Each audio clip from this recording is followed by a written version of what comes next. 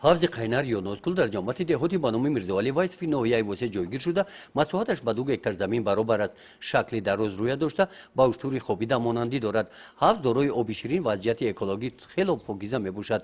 دارای ماهیان گوناگون، پرنده های دائمی و موسمی میباشد.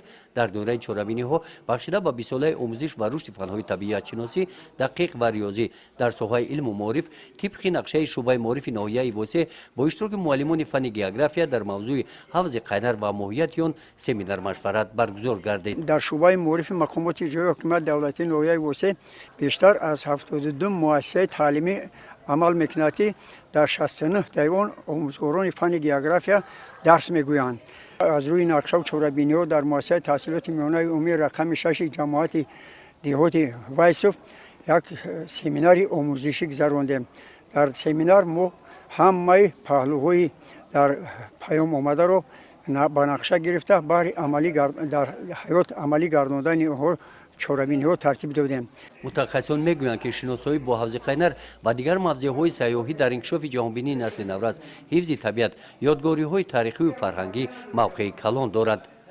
گزارش خواجه نظریف خدای نظر ظهوروف از ناحیه واسه برای برنامه اطلاعاتی نوید.